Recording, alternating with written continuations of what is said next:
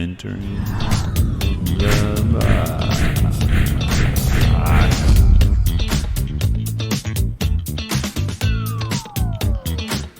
All right, today we are back with I consider you a friend, I think. Yeah.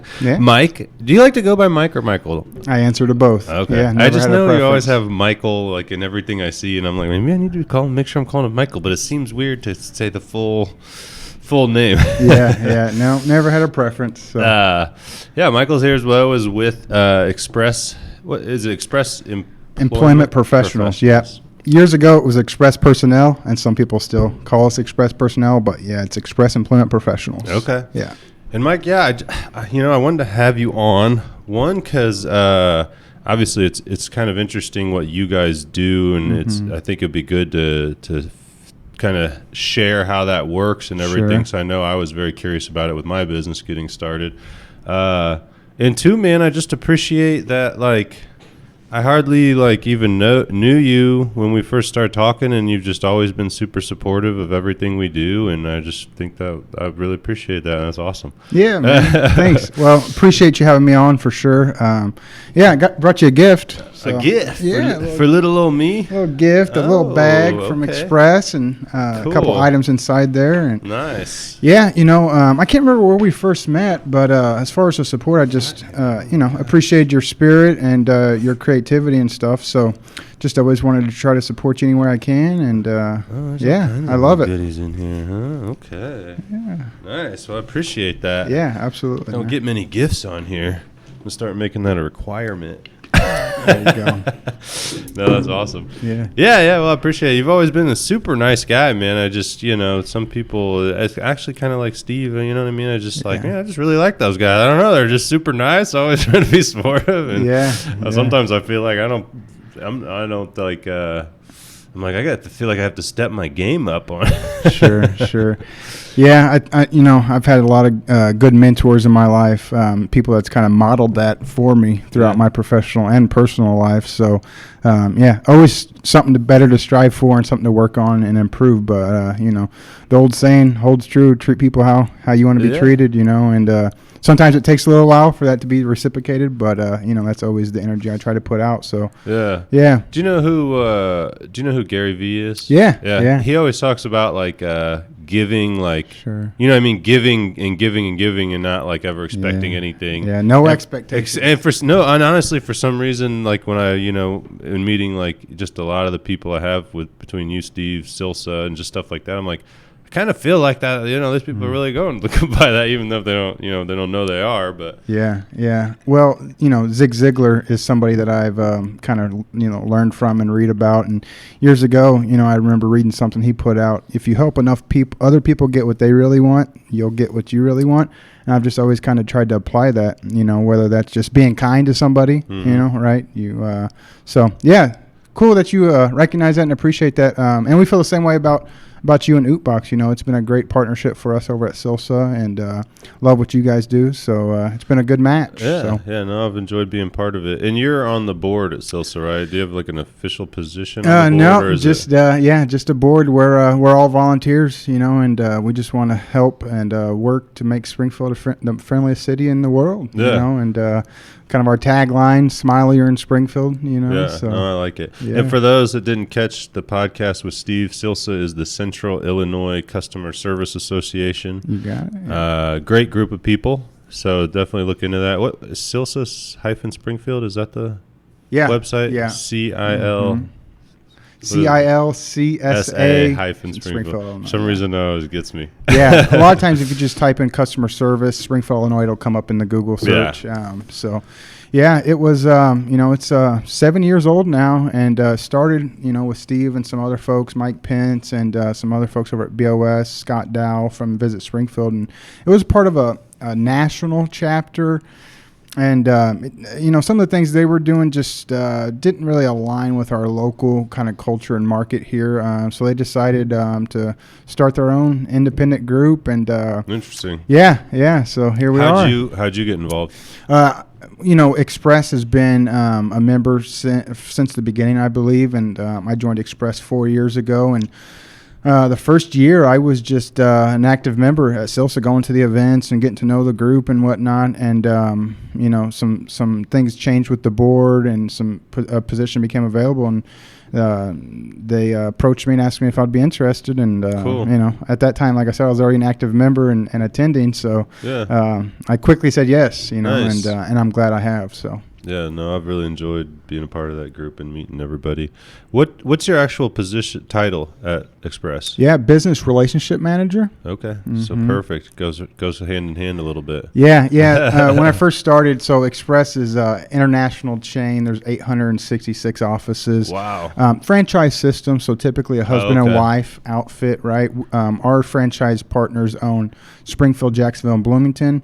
Gotcha. And it's outside sales, essentially, is the kind of the idea. So they had a kind of a generic title, if you will, area manager, and it was kind of confusing because do you manage an area? Like, what does that mean? And the more I grew into the role and kind of got acclimated with the community, it's like, it's about relationships and helping businesses. And so I created my own title. There you go. They let me do it. So that's been my title. I think that's how it was when I was at Ace. It was kind of like that. I just I was senior national accounts manager. Yeah, because I had a couple people under me, so I was like, well, we got to throw the senior in that's there. Right. That's right. Yeah. No, titles are always weird to try to come up with, especially here because we all wear so many hats. Sure. Like, look, Ryan over here, he's been ads manager, content creator, is managing, producing the podcast. Like, what are we giving you for a title here? I heard him talking to Nova, dog whisperer. We can add dog whisperer. There you go. Yeah, so at Express, as business relationship manager, I have a colleague, my direct supervisor, Don Adams. Basically, we split Springfield. He's responsible for one side of Springfield. I'm responsible for the other. And we just look to build relationships with companies, really understand their business and the needs they have related to staffing and how we can help. And then, all those relationships look different. Sometimes we are able to offer some training and some development, some different resources. Being a part of an international group, we have a lot of marketing materials, a lot of different resources and trainings at our disposal. So we're able to. Do you get much with like people relocating? Oh yeah. I guess maybe give a quick breakdown of what Express is and just like a. Yeah, so Express as a whole, we help companies hire staffing at all levels, from general labor, entry-level workers, all the way up to the C-suite. At my office, we have different teams and recruiters that specialize in specific skill sets. We really have something for everybody. So any type of job you can think of, from general labor outside, helping with a landscaping company, all the way to your executive CFOs, accounting and finance, Gotcha. executive directors. Nice. It's a great company, great opportunity. We get to help a lot of people. To the point you were making, the outside, that is one of the outside of the resources and the tools we have through the international franchise system. We also do get those referrals, people that have worked with an office in a different market and are new to the area, and we're a lot of times the first person they meet with. So we do get access to new talent on a regular basis, people moving into the area. Yeah. As we know, it's no secret, unfortunately, there's not a lot of people moving into Illinois. Right. More people moving out. So that's whatever, but it helps make what you guys doing even more important. Yeah, a lot of times we get access to the individuals before they even get here. So they'll be in communications with myself or somebody from my team, weeks or sometimes months ahead of their actual move. And we'll have them interview set up and ready to go by the time they get here. Sometimes those happen before they get here virtually, it's a neat system. Get to help a lot of people. Yeah, that's crazy. So how does someone go about that? Like a business just reach out, like, I'm looking for these roles. Yeah. So a company can, find me on LinkedIn or call the office. We really like to invest time on the front end, again, trying to understand that company and really get a clear understanding of what they're looking for. We're not that company that just throws a body or throws an individual at you and, fingers crossed, hopefully it works. Because we found if we invest that time on the front end to really spend 15 or 20 minutes getting to know that position and understand how, because what we found over the years is I may call them a general labor, you may call them a general labor, but you use them differently than I do, right? So companies can have the same job title for an individual, but have different functions of that job, if that makes sense. Yeah. So we really invest that time on the front end. It's a no charge kind of consultation, right? We like to consult with that company. Make sure it's something we can do also. We don't ever want to, just sign up for something without knowing if it's in our wheelhouse. Once we have a good understanding of that position, we're then at a point where we can discuss what that's going to cost for us to take care of it for you. We have 7 different ways we can help companies hire, whether it's a temporary need where, they just truly have a project they need put together and they need some extra hands. We can help with that. We have an evaluation hire where it's a predetermined amount of time to where you get to experience the applicant gets to experience you. We're the employer of record. We're covering work comp, state and federal tax. All of our costs are associated with that bill rate. So you're just paying a premium on that hourly rate. Gotcha. You don't have to deal with all the other stuff. No red tape for you. If it's not a good fit, you're insulated from all the risk. And again, you're not committing to that individual right off the bat. So it kind of gives you an extra probation period, if you will. And then we also have a direct hire scenario where we become that traditional headhunter, if you will, and just go out to the marketplace and try to match the skills, qualities, and experience that you're looking for in talent. We'll then produce some finalists, and you get to interview them, make your decision, and there's a fee associated with that. So, is that like a predetermined thing? Like you discuss what kind of fee it is, or just depend on how much goes into it? Or it's predetermined. We never stop recruiting, so it's not like we're starting a recruiting action when we engage a company. We're always looking for good people. So though we don't have blanket pricing, typically it's on a direct hire scenario, it's 20 to 30% of that first year expected salary, depending on what that pay scale is. Yeah. And that looks different. And then on the hourly, like the contract work, if you will, a lot of that is the work comp. Illinois is one of the states that has a higher work comp. Yeah. Typically. So, and then state and federal tax, again, Illinois is kind of higher on the tax side. And then there's a little bit left over for us in that contract work. Yeah, obviously. Yeah. Gotta make some money somewhere. We're not non-for-profit. Putting the work in. But to your point about, it's challenging. We do it professionally all day, every day. I have a team of 30. We're always talking to people, and it's hard to find people right now. That's crazy. Yeah, no, that's like I said. That's kind of one of the reasons too. Just wanted to have you on because it is interesting out there. What are you finding? Is you just don't have a lot of people like giving you resumes to like that they want to work, or is it just not quality people, or what? A little bit of everything. So earlier we alluded to the fact, there's a lot of individuals that have left the good state of Illinois, right? So that doesn't help matters, the numbers. Population COVID came and it's changed a lot in the landscape of, our personal lives as well as the workforce. Individuals know there's options. So that's another thing. I feel like the hospitality and the restaurant industries probably have been feeling it the worst, had the kind of worst experience with talent in the workforce right now. When COVID hit, a lot of those were forced to close, which sent people away. And a lot of those individuals may never come back to that sector, right? So what did they do? A lot of them discovered I can make just as much money, if not more money, doing Uber, DoorDash, Instacart, whatever that may be. Yeah. Make just as much money, if not more, not have to be micromanaged or work for the man, right? And they're able to survive and do it on their own time. They're set their own schedule.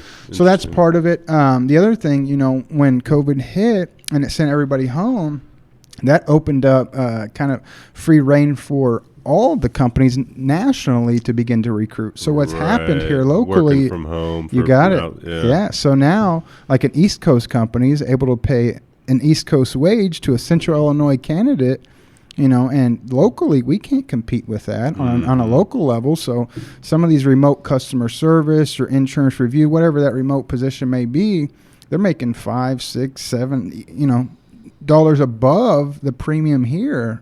So individuals just have a lot of options right now. It's super competitive. So those kind of all play into that. The other thing, and not that it's wrong by any means, COVID, again, that stimulus came. it gave individuals an opportunity to kind of take a leap and start their own thing, an entrepreneur, right? They had a little bit of startup money now with the stimulus. So we've seen a lot of that where, you meet with a candidate and they might be looking for something part-time, and you're trying to uncover what else you got going on. And they have an online business now, or they have a food truck, or, whatever it is. And so all those reasons, and I get asked a lot, what can I do to get people? There's no formula. There's no clear path. You got to do a lot right now to find individuals. At Express, we do that a number of ways. A lot of activity in the community with job fairs. When COVID hit, we really stopped selling, if you will, and started focusing on the relationships that we have established and the ones that maybe we don't have established with schools and churches and not-for-profits. Organizations that already serve people, right? And we partner with a lot of those, and it's been a great partnership for us. Right today, this morning, I looked, just kind of preparing for the podcast because I figured we'd probably get here eventually. We have just over 550 people working contractually in the community. Wow. At about 110 different companies. But with that said, 110. Wow. Yeah. That's crazy. So any given year, that 12-month calendar year, we work with just about 300 companies.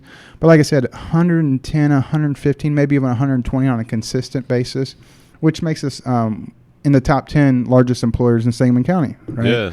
So, but 550 people working at 110 different companies. That's crazy. I could still take 200 more people if you have them. So. Looking for people over here. Yeah, always looking for good people. What are some of the most actively needed or seeked jobs? Yeah, all the manufacturers in town, they haven't slowed down really. If anything else, they've gotten busy. It's been interesting to see. Even us included at Express, we've been busy as ever. Actually, we came off a record year last year. We're in high demand, right? Yeah. Companies need people. Well, the same thing has been said for the companies we serve. Like any manufacturer you can think of in town, we work with usually. And needs for their products, right, is through the roof, which requires more hands to meet the quotas and everything. So a lot of manufacturing jobs. As far as biggest needs, skilled trades, it seems like even pre-COVID, the welders, the carpenters, the maintenance people. And I think it's just, we have a generation that really have figured out that they haven't really pursued that, right? So even like CDL drivers, such a huge need for CDL drivers. It's interesting because, I think there's a lot more talk starting to happen about how everyone always pushed college forever, but then recently it seems like you've started to hear more about you could make a lot of money as a skilled trade, person, and you can. I'm amazed at what they get paid. Some of them per hour. I'm like, holy crap! Yeah, but you know what I mean. We need those people. Plumbers, electricians. Yeah, it's huge. Accounting and finance. We always have a need for accountants, good accountants, finance people, bookkeepers. Again, as these jobs become available, not only is there a huge need for people, but there's also a lot of people retiring and taking early retirement. So just a lot of movement in the workforce. COVID accelerated a lot of that. I was going to say, did you see, I was just thinking that, I was like, I can imagine probably a lot of people that might have been holding off on retiring or something just went ahead and time to retire. Why not? Perfect time, right? All this change. And I always try to get to the silver lining. As bad as COVID was, it also opened up some great doors for individuals. Had COVID not happened, there's some people, and some of those people we were able to help through Express, right, that would have continued with their head down at a dead-end job, not dead-end, but maybe a job where they were underpaid, undervalued, underutilized. COVID hit, all this buzz about jobs, they got curious. And, we were able to help place those people in some new jobs where they're happy and fulfilled and, maybe they got a little bit more money, some more vacation time, whatever it is, right? Because typically that's what it is for us, especially these last several years. There's not a lot of unemployed people. Most people are looking to upgrade, or to swap up, right? Looking for something better. That's kind of how I got to Express. I was in retail management and, there was weeks where I was working 60, 70, 80 hours a week. And my mentor is friends with the owner and, connected us. And the rest is history. They ended up keeping me. But like I said, most of the conversations my recruiters are having with applicants, they're employed individuals. And we know, okay, if we get something that matches what you're looking for, you'll take a call. And, obviously we help them put in their notice and talk them through that, so. Do you guys ever do any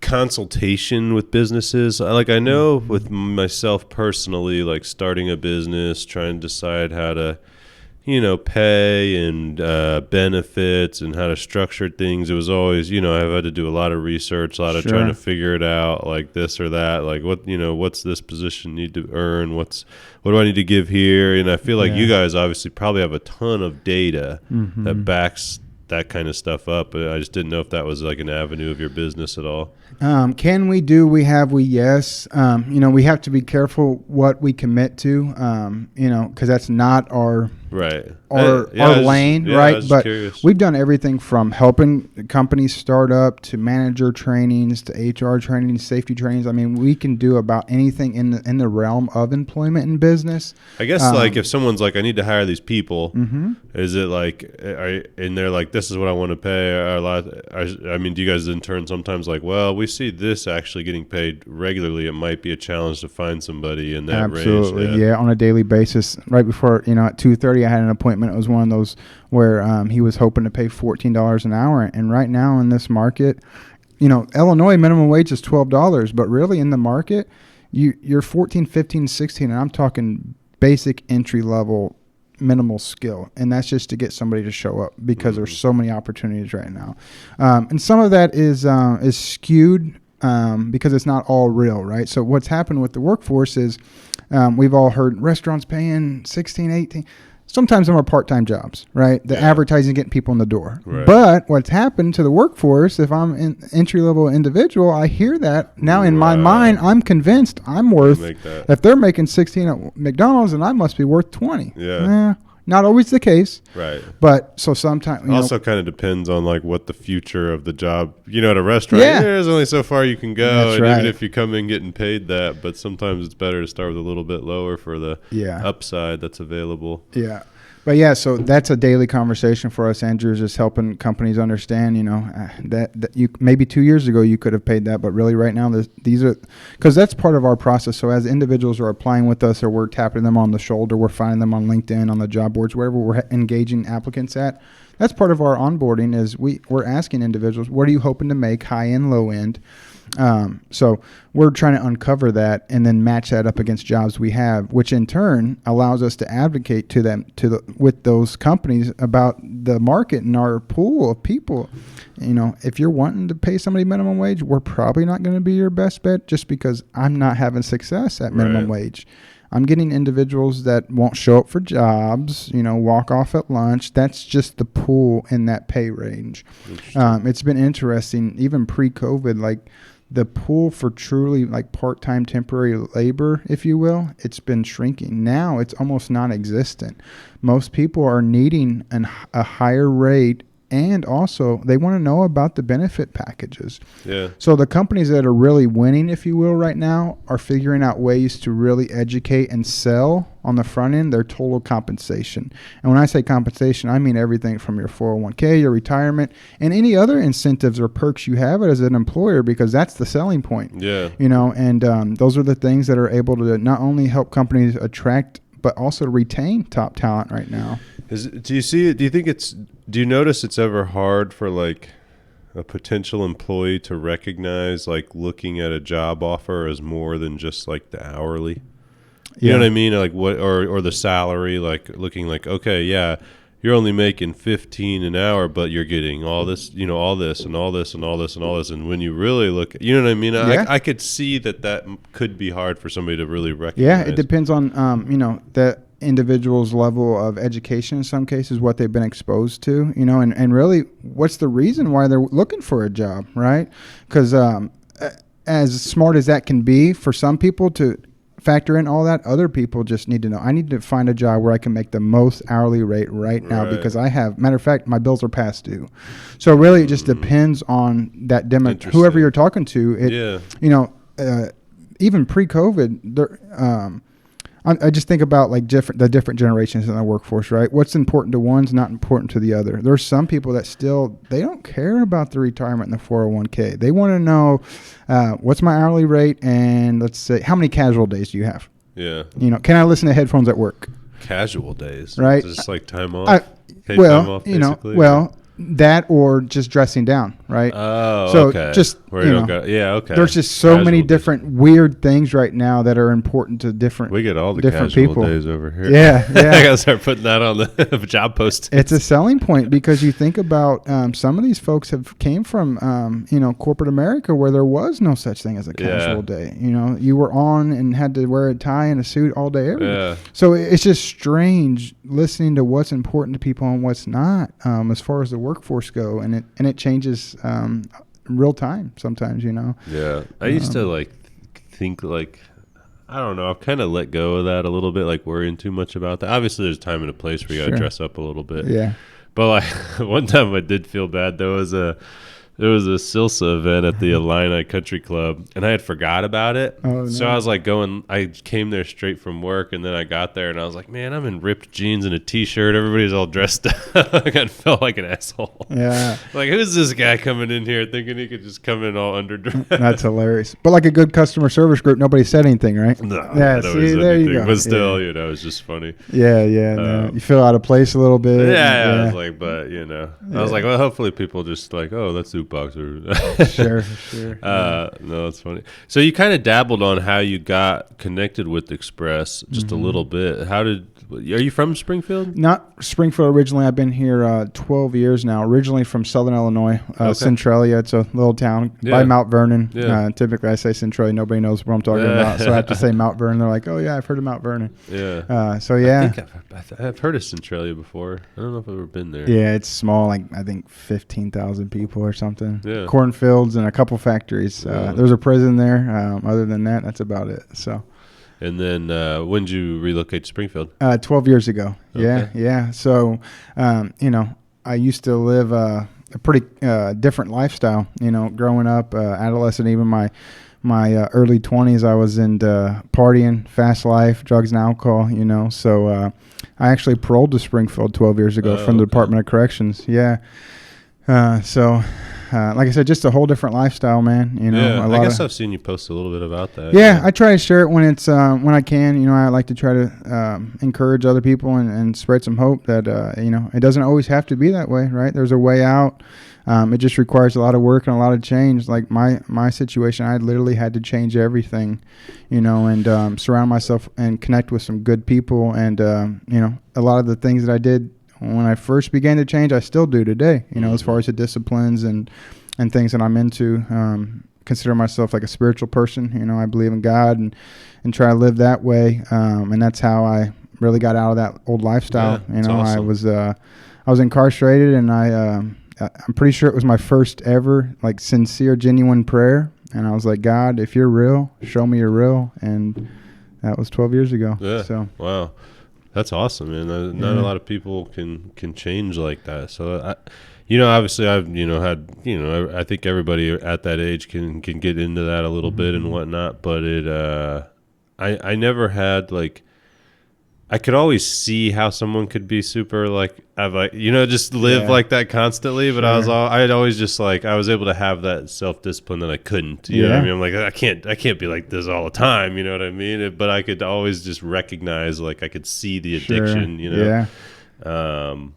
Yeah, that's crazy. Well, that's awesome, man, that you're able to fucking get through that. And to your point, I mean, it's crazy. Some people, like you said, can dabble a little bit, maybe party on the weekends, and they're able to control it. And other people, it's just, and like you said, it just became a lifestyle for me, fast. Did you find it was a lot of the people you were around? Or absolutely. I mean, I look back at my younger years, I was always kind of attracted to the bad crowd, if you will, or the older guys. And what about being in a small town? I think that was part of it too. Just bored. I see that. I feel like sometimes it was kind of the way we grew up, drinking and smoking weed, and that just led to other things. And before you know it, it's like, oh man, I'm breaking the law, and, committing crimes. And it's just kind of like everybody around me was in that mode. Yeah. So that's got to be hard to break away from a bunch of people that you've known for. Yeah, well, it's crazy to think about how I used to live and how I live now, what I survived through, and looking back, and even thinking today, like most of the people that I ran around with and grew up with, like they're dead or they're in prison for a long time, because they didn't get out and they continued on that path. So, yeah, for every day I'm just grateful. I wake up with a beautiful wife and good job and nice house. So it's definitely a blessing for sure. But like I said, it's work. You just don't wake up one day and everything's good. Like it was a lot of making amends and trying to make things right, and because that's one thing too. You get in a jam, you get arrested or something, and you have great intentions and motives, but if there's no action that follows that, like nothing really changes. So I had to do a lot of soul searching and figure out, like, who am I? What do I want to be when I grow up? Like, what's my purpose? Because I didn't do any of that as, a teenager or anything. Living, so. Crazy. Did so you came to Springfield on parole, you said? Mm-hmm, yeah. And then how kind of you started just... So when I was in the Department of Corrections, like I said, I started going to church and ended up learning about a program called Transitional Prison Ministries, and it was a faith-based a halfway house, basically, right?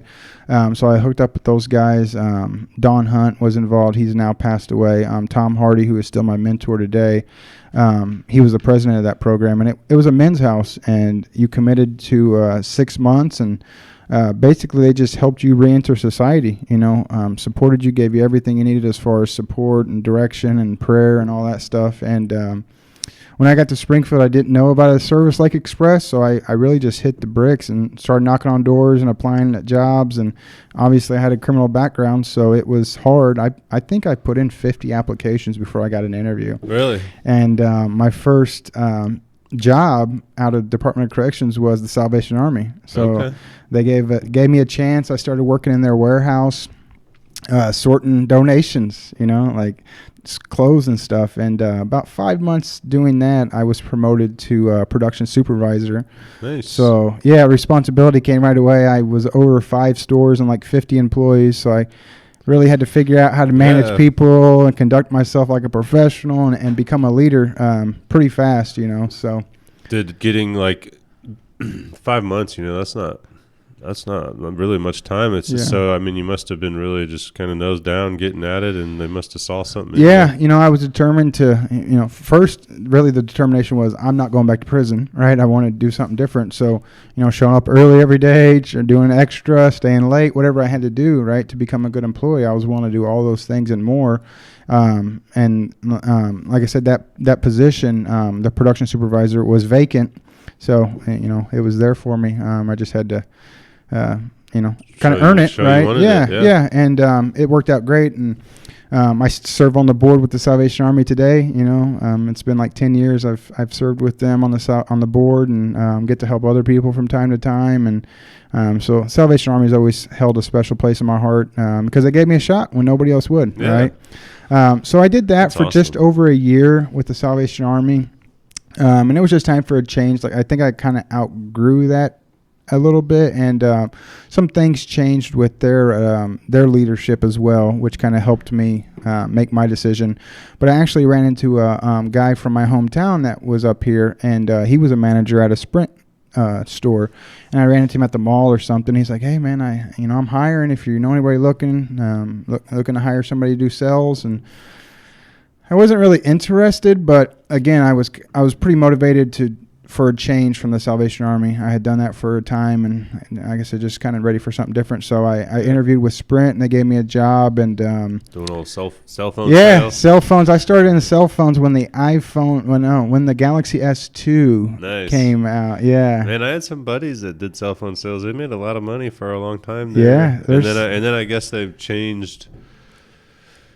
What was it? Oh, like the commission, the way they did commission and stuff, and they said they just kind of started getting screwed. A lot of them told me, and But yeah, I remember when we were young, like they got out of college. You know what I mean? Yeah. And they're like, they weren't even using their degrees. They're doing cell phone sales, making like $60,000. I was like, Yeah, dang. if you're a hustler and like to, if you can multitask and you're motivated and driven, it's a lucrative opportunity. So yeah, I was around when like the iPhone 4 came out, and I just remember those days like it was all the rage, right? And now everybody wants it. Now it's just like everybody has a phone. But so I stayed with that. I stayed with Sprint for just over 7 years and became sales manager, had teams I was responsible for, helped out in other stores in like Peoria, and had a lot of success. We got national recognition few years in a row just for customer service and volume. My store originally was at the Town and Country Shopping Center near Chuck E. Cheese. Okay. Yeah, a little bitty Sprint store, and then we moved out north behind Dairy Queen. So it was just cool, Yeah, it was just neat be here in small town of Springfield, and like I say, we're getting national recognition for volume. We were doing a lot of cell phones, selling a lot of phones. So that's awesome. But met a lot of good people in those 7 years. Like I said, learned a lot about customer service, man. Like it was, it became apparent to me pretty early on, like these phones pretty much sell themselves, right? Most people know they need a phone. They're just trying to make a decision. So you really had to treat people right. And, that's kind of how that's how I coached my team and tried to lead my team was you do everything you can for the customer, because that's what's going to separate them from going online and buying their phone or coming to see you. Yeah. Like I said, there towards the end, it had just really served its purpose for me. A new wife and, things were changing with my personal life, and 60, 70, 80 hours a week is just a lot of work. Sprint, that's what you're putting in? Yeah. Jeez. Yeah, in that management position, there was just always a customer escalation or always somebody that there was just always something. You never had much downtime, and if it wasn't my store that needed attention, I was getting called to Peoria to help with the store reset up there, so it was just a lot. And but yeah, like I said, grateful for the opportunity, learned a whole lot, met a lot of good people. It's pretty neat looking back, like some of the relationships that I have today with Express in the community actually started at Sprint, Nice. So. And I didn't know, but good thing I treated those people right, because it could have bit me in the long run. So while you're at Sprint, then did you just eventually start applying places, or you got connected with? My mentor, like I said, I was complaining one evening probably, and I'm ready for something different. And I kind of had an opportunity in front of me, but it was with another retail setting, and I'm just like, man, I don't want to go from retail to retail. Right. And retail's tough, man. Yeah. Like holidays and no weekends, like you're working the weekends. Yeah, it's tough. Yeah. On the podcast with Steve, he mentioned, serving and how his mom, served and whatnot. And I was like, man, I never really thought about it. But what better is, that's a great example of like really like your pay almost completely being based on customer service. Because how you're treating that customer, how you're handling them, obviously there's some stuff out of your control with the kitchen and stuff like that, but I never really thought about that. I was like, that's pretty interesting. Yeah, what a great concept. So kind of in that same vein, in the retail setting, I knew that I depended on my customers, right? So I'm always trying to give them a great experience so they can refer their friends and family to me, right? And that's just something like the owner at the time, I was able to learn a lot from him when I started. And, I just remember him always saying, you can't bank on the door swings. Like, you can't wait on foot traffic. Like, you got to go out and find customers. Yeah. So that's really whenever I, started learning about social media and what that looks like, and trying to be active in that world, just to attract people, right? But yeah, it was time for a change. I was venting to Tom about I'm ready to go. And how old were you about at that point? 4 years ago, so 32. Okay. Yeah, and that was the other thing. I'm like, man, do I want to be like old working in like a retail store? Right, to me, right. I'm thinking, man, I don't want to be 40 like working at Sprint still. Yeah. So all those things are running through my head, and Tom Hardy, he knows Jim Britton, they're buddies, and I had never heard of Express, and I went and Tom set me up an appointment with Jim. I went to talk to Jim, and I don't know, through 2 or 3 different interviews with different people at Express. And I didn't really know what was going on at first. I was kind of like, man, Tom sent me to a temporary company, know, because in my mind I'm thinking Express is like a temporary agency. I had no idea, like they were a full service employment agency, like they do everything. And it took a couple meetings with them to really like, wait a minute, I think they might be considering me for something here. So it was neat. Was able to put in notice. I gave 2 weeks, and then the owner's like, I really need 4 if you could. And he had been so good to me. I told Express I really need 4 weeks to really shore things up here. And me and my old boss still have a great relationship today. That store closed, so it was kind of ironic. Now it's all T-Mobile. Yeah, all T-Mobile. But even before like my burnout, corporate was just really pushing on us frontline workers to educate our customers about online and the app, and so some writing on the wall there, right? Trying and to then get people to order online. Yeah, it's like, wait a minute, I need people. Yeah, I need people coming in. So all that, it was just kind of a perfect storm where I was hip to what a change needed to happen. And fast forward, like I was with Express like 2 years, and then that store closed. So it all worked out how it was supposed to. It was good you had the foresight, see what was going on there. A lot of people just go down with the working ship. They're not like thinking about it. Yeah. Well, you said you were there for 7 years. Yeah. A lot of change in the Oh my goodness. Yeah, you saw these phones go from, crazy, and it kept happening, right? Yeah. And it went, I just remember when everything went from like the 2-year agreements to this leasing, and like people just were like so reluctant to it, and you're charging me what? And you like, couldn't. You're paying for it either way. It's shit to try to explain. It is, to people and there's some people like the senior citizens, like there was no explaining it to them, like they just knew they were getting ripped off, And so I just remember that, like, it was kind of icing on the cake where I'm like, I got to get out of this. This is terrible. I hate it. So that's weird. Yeah. I started with Express, and I'm not going to lie, at first, I'm like, oh, man, I think I made a bad choice. Really? Just because I had been so used to kind of that fast sales process and that instant gratification that came with retail, to where this is very much the long game and about the relationship and really, just providing. Did you come in the with value, this, like your position now? Or yeah, was it different I started. Like I said, the fundamentals of my job is outside sales. I have a territory I'm responsible for. I do so much call activity a week.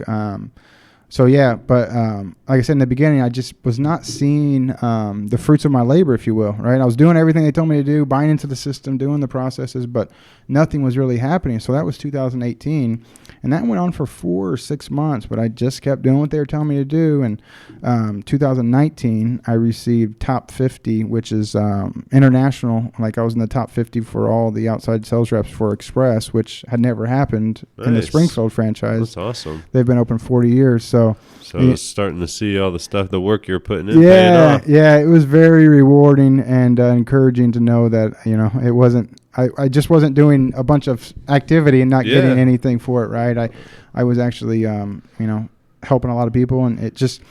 In this world, no doesn't mean no, right? Just not right now most of the time, right? Because as things change with people, you never know when something unexpected is going to happen, right? And the person you count on dearly leaves. And if the timing's right, and I've done a good job of explaining our services and staying in touch with you, sometimes we become an option for that company, So, it's neat, man. Yeah, that is cool. Caught up over here. What I feel like, what kind of stuff do they do? Because like you said, you got an award or whatever for top 50. So, yeah. Do you guys have like regular conference? I feel like I see you going to stuff all the time. I'm going to Chicago. We'll be in Chicago Thursday and Friday. Primarily Express has 4 events a year geared around leadership and continued education. There's award ceremonies in there. They're real good about celebrating and recognizing their people, cool. all different levels, from volume to gross margin, dollars, and just all kinds of different things. But yeah, the top 50 is, let's see, there's probably, 1,600 people like me all around the world, because we have offices in like South Africa, New Zealand. Really? So to be in the top 50 was, it's a big deal, right? So that's what I did in 2019. just missed it in 2020 and 2021. Like I was 56 and then 54. But, had a lot of fun, having a lot of fun still, helping a lot of people. So it's all good. But, they're a great company. It's cool they have those, like, kind of, little things to strive for, though. Yeah, it's all about the people, man, and not just the people we serve, but they do such a good job with these events of really pouring into us and helping us, kind of know what's coming with laws and different things and how to, after these conferences, we come back so refreshed and energized to share something new with the company or the community or our internal team. So, because not everybody gets to go, right? There's somebody has to operate the business while we're gone. So typically it's leaders or managers that'll go and then they'll take good notes and get material. But every once in a while, there's an event for different level employees at Express. So cool. That's awesome. Yeah. Did what was I just gonna? Oh, I was gonna say another reason I wanted to have you on is because I feel like you do a pretty good job of harnessing, your social media. Sure. I see a lot of professionals out there that I don't know what you would say. They just don't use it really. Yeah. You know what I mean? Yeah. They're on there. They'll like something or get on there once in a while and share like a personal photo or something, but they're not like putting out there constantly like who they are, what they do, or trying to help or educate or stuff like that. And I just I always appreciated seeing you do that because I don't think people understand how much that really helps in the. I mean, obviously you don't want that to just be your whole freaking thing all the time, but no, but that's a great point, Lo, and thank you. That's cool that you recognize that and appreciate that, which you would, obviously that's what you do. Try to pay attention to that stuff a lot. Again, just in the retail world, I got into that by trial and error, like. Just learning what works and what doesn't. And when you were at Sprint, did you like get like some pretty good? Did you use social media then, trying to get like sales and stuff? Yeah. I mean, that's how we drove our sales and our events. We were big on like customer recognition, customer events, right, and trying to just create a buzz around. Hey, come to my store versus, there's other stores in town. Come to my store. So just really making it about the whole experience. And absolutely, social media was so big. You can just talk to such a big audience all at once, right? Instead of picking up the phone or sending an email. And if we're being honest, I mean, that's where people spend their time, right? And, kind of the nuts and bolts of it, like I said, through trial and error, I've just learned that as long as you're consistent, you'll start to build an audience, right?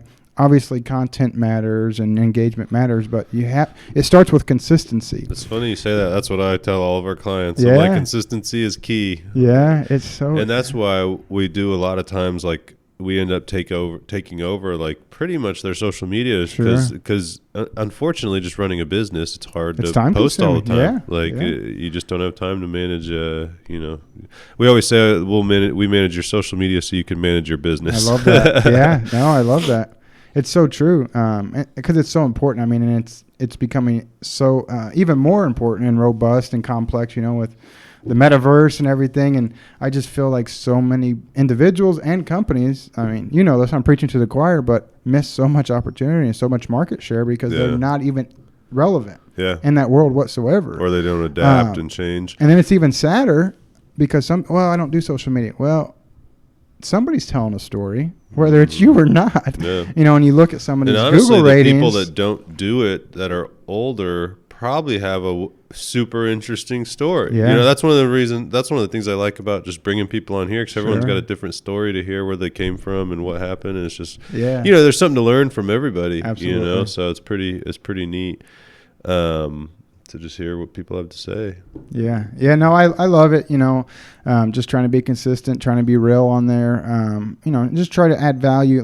Back to Gary Vee, like he's always big on that. Like, what's in it for them? And that's kind of my mindset whenever I'm creating a post or something, whether it's telling a story about somebody that was helped or, celebrating somebody else. What's in it for that individual, your viewers, right, your audience? Love what you do, love what you guys do. And Gary Vee, and he was, I started following him, at least when I first, let's see, when would that have been? Like 2015, I kind of started following him. Yeah. 2016, right around there.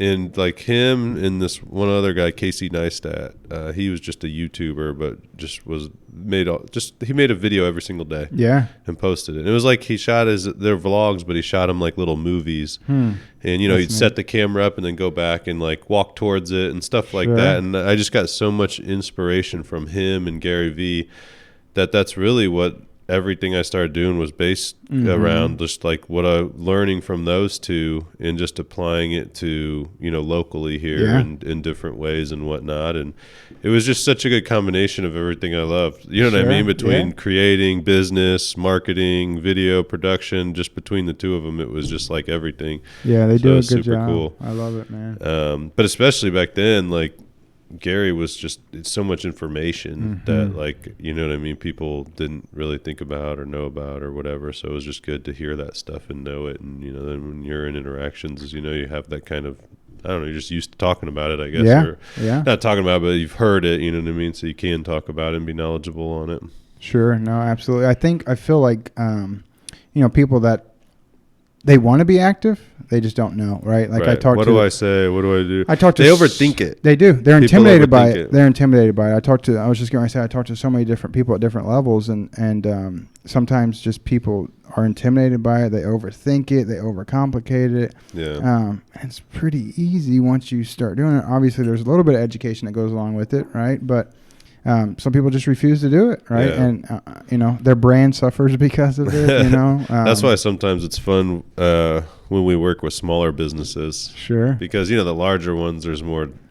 Yeah. Stuff, more depth. Yeah, there's just so much things you have to jump through to get approvals and stuff. But some of the smaller ones, it's just like they just kind of let you do your thing, and they're not as worried about it. So it's kind of we tend to do more like fun stuff, I guess. It seems like there's not so many layers with the small to medium loopholes you got to jump through or whatever. Yeah, it's it makes it a little easier too. That's our bread and butter as well, Andrew. The small to medium sized local owned companies. Like when you start getting into the large, like you said, now there's proposals and now it's going out for bid, and it's just like, man, we're just trying to help you. Like, why do we have to do all?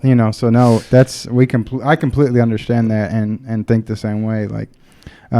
Yeah, and I know, like Tracy with the customer service board, she's seen tremendous increase from partnering with you. And we love Springfield Running Center. Shout out. Shout out Tracy. No, it's interesting too, because just like getting connected with her, just how it all like flowed through. I always think stuff happens for a reason. Absolutely. Like whatever's going to happen is going to happen. You know what I mean? And there's not really much change in that. And it was funny because I had somebody on that had done the fastest known time on the Ozark Trail. Oh wow! And he was a runner. Okay. And then did I have him on first or Tracy on first? Tracy, and then Tracy recommended. Oh, that's what it was. How did we get? Somebody recommended Tracy though, didn't they? Or was it Lindsay? Lindsay, her coworker. Yeah, that's what it was. So Ryan knows Lindsay that works with her, and she was like, "Oh, you guys should have Tracy on or whatever." And we're like, "Oh, okay, let's have her on." Yeah. So we had her on, and then that led into a couple other podcasts, but. Her coming on, we kind of built a little bit of a relationship there, and then down the road, I never do this to like sell people anything, you know what I mean? But down the road, she didn't know about what we did, but she kind of learned about it after that, and then down the road we were able to connect to work together. But then just like her, like introducing between her and Colleen Stone at Habitat, just connecting with everybody else at Silsa and stuff. It's just funny how things kind of flow and the relationships you build. It's a neat community. Like everybody's connected, right? It seems like everybody before you know it. So yeah, I love that, man. It's cool. I love it. Yeah. They always say like, what is it? Like 3 degrees of separation or whatever. Springfield's a big, small city. It's like, for sure. I'm like 1. Like if I don't know him, he does. Yeah. Or something, you know what I mean? Sure. It's like somebody usually always knows through like one other person. We're so fortunate to have that community too. Like I say it all the time when I talk with people outside of Springfield, like we have something special here and it's unique really. How many people really are serious and intentional about helping other people succeed and working together and partnering, and I don't know if that's because of the capital and the hospitality groups we have or, but Desiree Logston on the board from Bunn, she says it a lot, now I just forgot how she says it, but something about all ships rise, like, and I just feel like that's so true with the community we have and the different groups we have, whether it's the chamber or SILSA or Local First. They all just really want to help each other. And a lot of times, like what you just shared with Tracy, it's not that they don't have a need for your service. They just need some more information or time to be educated on it. Or understand it. Yeah. A lot of people don't understand. They don't even know. They're like, oh, I just thought you guys did videos or whatever, Yeah. And then we get to talking or whatever. And I'm excited about our open house just because I think there's going to be a lot of people that come in that start to understand more of what's going on. And you guys have such a great space. Like, appreciate it. Something to be proud speaking of and show off. Hiring, that was part of with building this space out. Like I wanted a place that people wanted to be at. Absolutely. Because I mean, you said it, like they're looking at, the casual days, what's going on, what are the benefits there. We just actually got it came in the mail today. We opened it up, but I got it's a big 4-person arcade thing that connects to the TV. It's got like 20,000 games on it.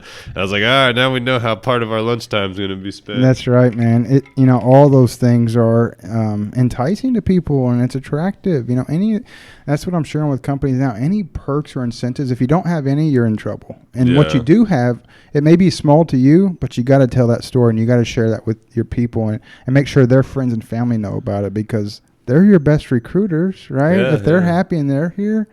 And I don't want to let the cat out of the bag too much, because that's what we do professionally, but it's really can be that simple for companies that are struggling is, have your people happy, engage your people, make sure they're fulfilled, and they'll work for you, right? So, what is it? You ever watch Marcus Lemonis, The Prophet? Oh yeah. I haven't watched it in a while. Yeah, I think me he neither. changed stations or something. I think so. But Yeah, I love that show. He was always people, process, and product. Yeah. Or service or whatever your product is, and the 3 Ps or whatever. And that was a great show. I love that show. But yeah, he just comes. It's so funny though, because he comes in and it's just like the stuff seems so logical, but it's like people want to sit and argue with them about something.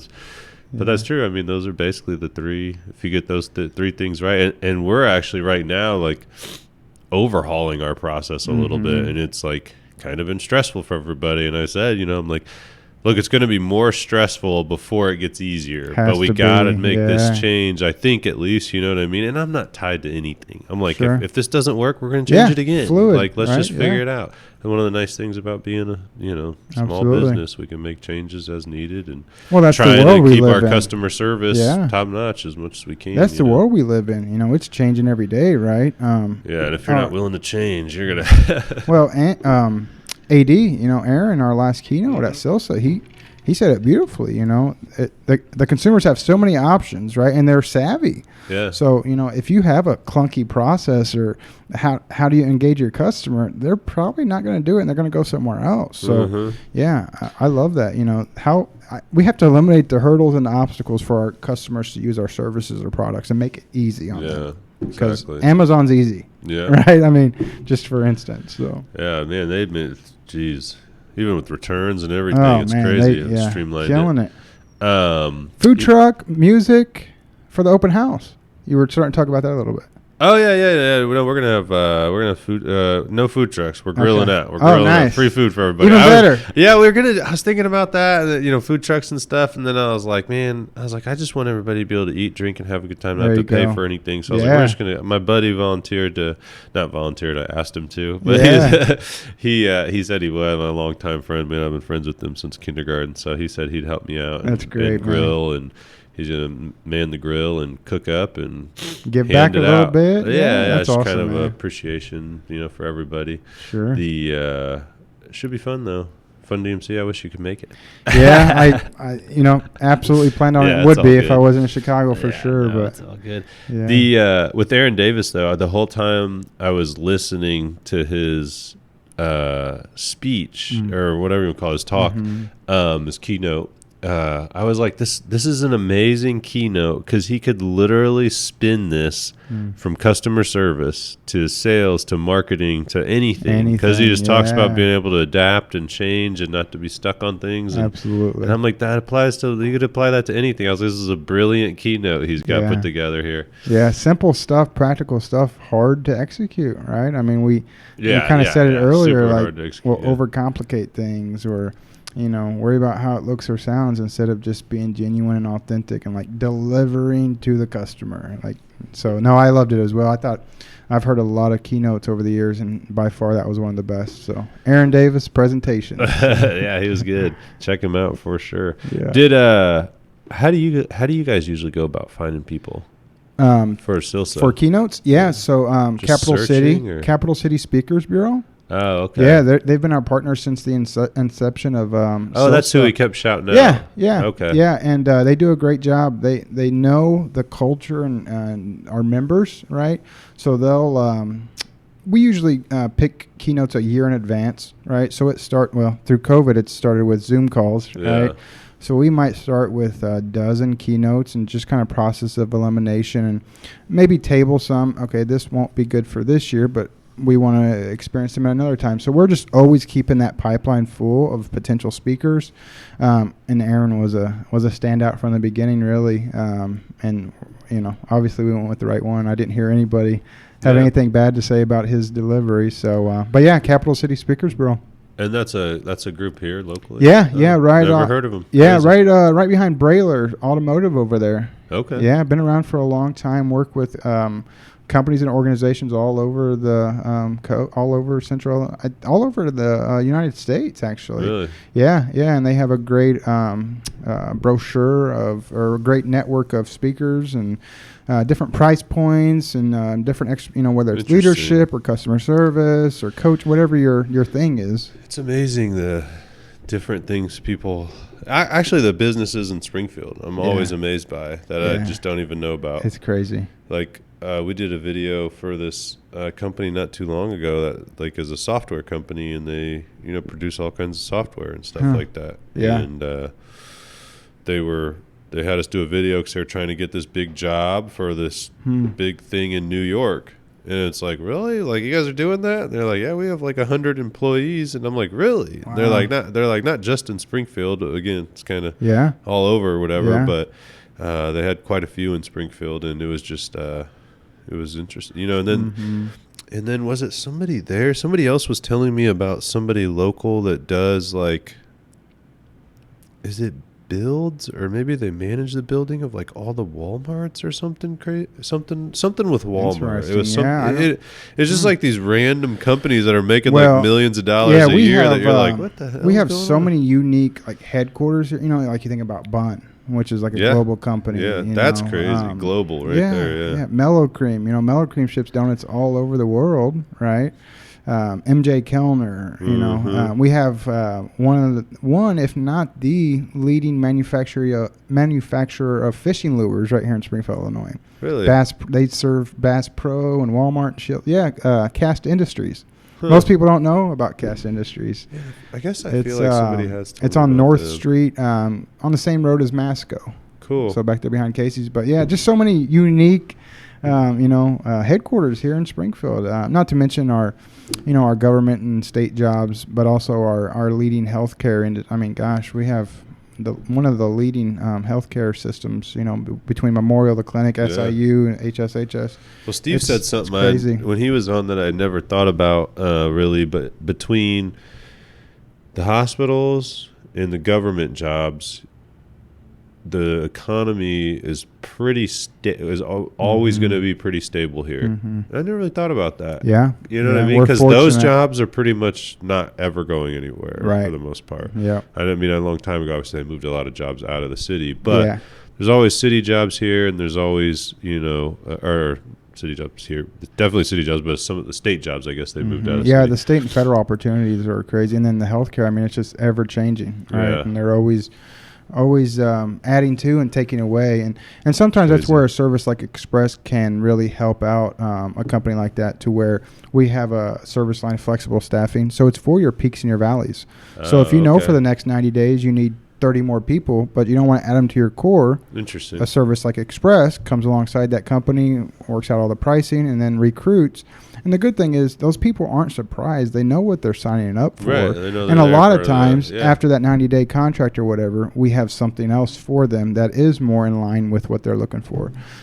So, yeah, just had to throw that in there. Yeah, no, bit. for sure. Plug. Plug. No, that's what it's all about, though, trying to educate people on that, because that is interesting, because that does happen a lot. You know what I mean? I mean, we're pretty steady, although recently we've had a couple clients that are like that we're doing some different things with, where our summer is going to be a lot busier for a couple months.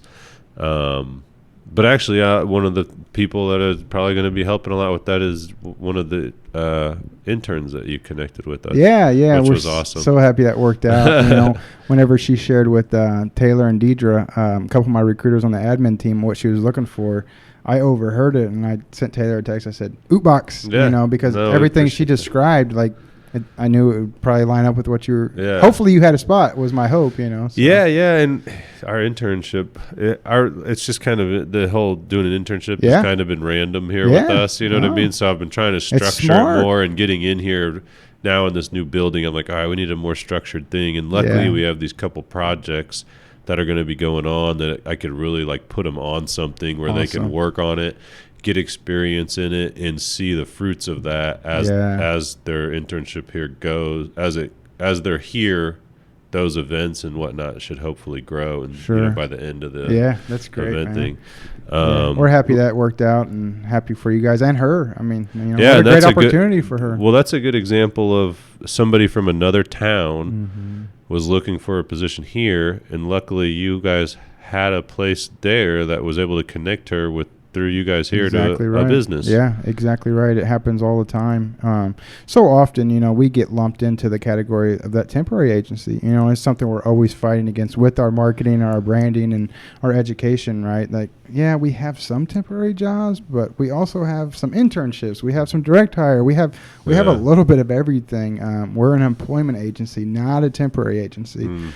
So that's, often what I'm up against as I'm out selling or educating the companies in Springfield, and also Lincoln and Central Illinois. Really, we touch a lot of areas, being Bloomington and Jacksonville. We cover all those counties in between and whatnot. So I love it, man. I love helping people. You never know where that person's at, and how we all spend a lot of time at work, right? So we just really try not only to match good people to the companies, but also really understand what that person is looking for.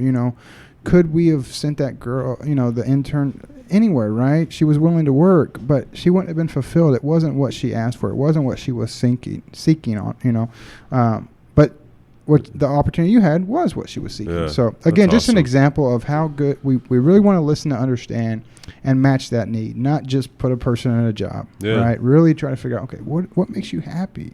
It's not all about the money. What type of work do you enjoy? What don't you enjoy? Right? It's like matchmaking. It is. It's matchmaking. But that's how have you? How has it been like? I know there's like obviously a lot of websites people go to for like hiring or whatnot, but obviously you're kind of through you guys, you're getting a very more personalized experience. Do you consider them competition, or is it? Well, if you've ever used an online service in that regard, you kind of know that experience. It's not always ideal, right? A lot of times, those services, you can check boxes, and next thing you know, you have an office assistant position up, and you're getting cooks applying, right? So definitely again, to the point, definitely have experienced. It's just to the point of it's personable, it's customized. I've literally had to write on there, do not apply if you're not submitting a portfolio. Don't do it. So just really, like you said, personable, customized, and the people that we introduce to our companies are finalists. Really, at that point, when we're introducing people to the companies, you're not just going to introduce somebody you don't think's going to be. Yeah, they have the skills, the qualities, and experience you're looking for to add to your team or whatever the need is. Now, it really just boils down to, do you get along with that person? Are they a good fit for your team? Because that's that's the other component, right? That's the other dynamic. They can look great on paper, have everything you're looking for from an academic standpoint or experience standpoint, but if they don't mesh and gel with your team, man, now you got a bigger problem on your hands, right? Because you're adding I get worried about that every time we hire somebody. It's scary. I mean, gosh. Especially when you got a good kind of thing going. Yeah, man. Next thing you know, morale's down. Your key people are calling in and missing work because there's a bad apple on the tree, So, man. In addition to skills, qualities, and experience, culture is such a big thing that we really try to help companies understand, maybe a second interview is called for, right? I know you like them, but that's and that's where, again, sometimes like our service, the evaluation hire can really make a lot of sense because you're not committing to them, and they're not committing to you. Kind of a way we've kind of fought against that is with the manufacturers. So they need so many people so fast, right? They have such a big need for head count. Yeah. We do pre-employment tours with those people. So we fill up, as many people as they need on the tours. We try to get as many bodies as they can in the door, and then let those applicants see the operation before they commit, right? And it alleviates some fallout. It's not it's not a safeguard to alleviate all your turnover or whatnot. But some people are right there on the tour. They're like, nope. This isn't for me, and that's good. That's good, right? Yeah. So that's cool. One way that we're able to partner with companies. That's awesome, man. But the online deal is it is what it is. It's not always user friendly too. That's the other thing. Like sometimes it can be counterproductive to getting your needs met. Yeah. Right. We've all kind of threw up an ad on Facebook, and you're like, why'd I do this? Yeah. So sometimes that can be the same result with like the Indeeds or for sure or whatever. And they don't even let you target for employment on Facebook. Not anymore. Yeah, they changed a lot of that, man. So it's ever changing world. We have an app, we have a website.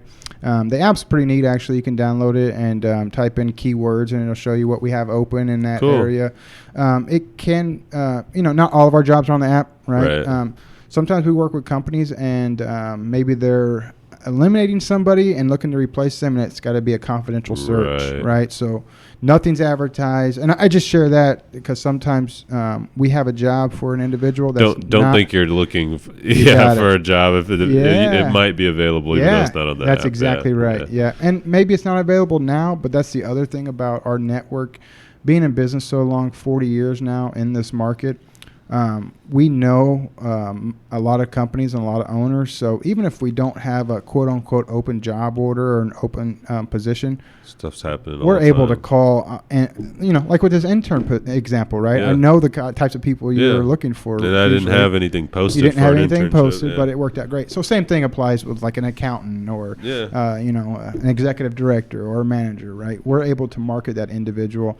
And the good thing about the companies we work with, you're not competing for interview times or space. Like most of the companies we work with, we let them know we have an applicant. They meet our people because they trust us and they value our service, right? So that's the other thing that can be discouraging to job seekers is they're like, I've applied to that place 3 times. Nobody ever called me back. A lot of times it's not intentional on that company's side. They're overloaded or they got other things on their plate. Mm-hmm. So we can streamline that for the job seeker in a lot of cases. So well, that's awesome. Yeah. What? All right, kind of to wrap things up here. What is the hardest part of everything that you do over there at Express? Usually, I do like the hardest part of owning a small business. Yeah, you got a little different scenario here. I have a feeling I know what the answer is, but let's see what you have to say. Well, I kind of so my wife's a small business owner, so I get to help with. What's she do? She's a 4th generation jeweler, so RLT jewelry. My wife makes keepsakes and specializes in like precious stones and Stout and Lauer. My aunt does that. Yeah. So, but I would say the hardest thing for me individually is just the disappointment. You on both sides. Sometimes things don't.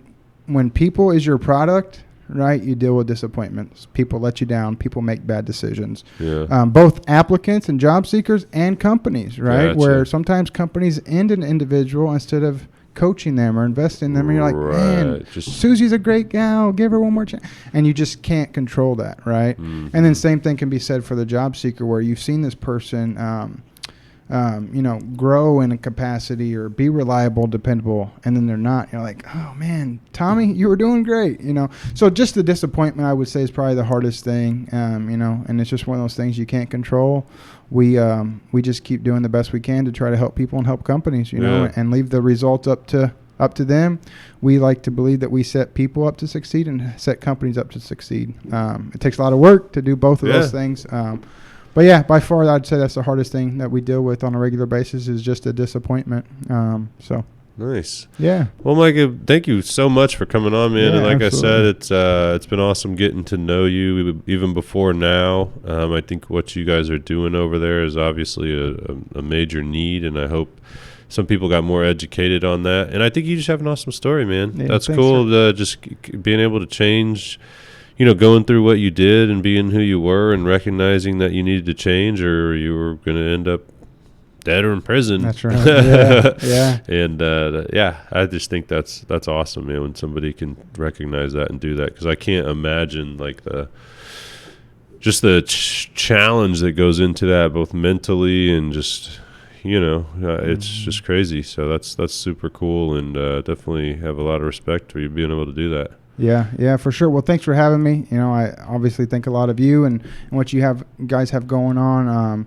Yeah, thanks for having me. I'd love to come back if I could sometime. Always, definitely. Yeah. What's the best spot to check out Express? Just expresspros.com. Okay. We're on Facebook, LinkedIn. Michael Thomas with Express Employment. All right. And then also Silsa. Check it Yeah, out. Central if you guys Illinois. are interested in any business, even people. Yeah. People can just join. Yeah, right? we have members, everybody from front-facing, cash register people, cashiers, I guess is the word, to servers, all the way up to CEOs and owners of companies. And that's what's one of the neat dynamics about Silsa is our members are made up of everything, every walk of life you can think of as far as employment and whatnot. And people often ask me what's special or different about Silsa, and I really think it's individuals come hoping to retain something to take back. Yeah. As far as the customer service goes, right?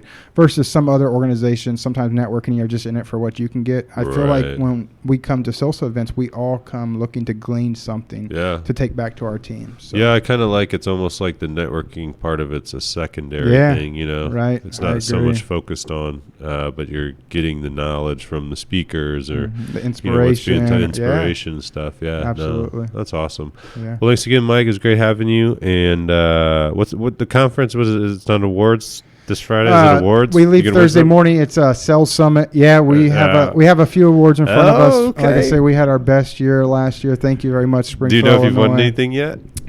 We have a pretty good idea. Okay. Yeah. Well, good luck on that. If historically, you are not we've always 100% sure. historically we've always been somewhere in the top 10 of franchises. That's awesome. The last few years we've inched up into the top 5 nationally. So cool. Pretty big deal. We have a great team, Andrew, and obviously a great community. So a lot of support. So that's awesome, man. Good to hear. All right. Well, thanks again, and thanks everybody. Thank you.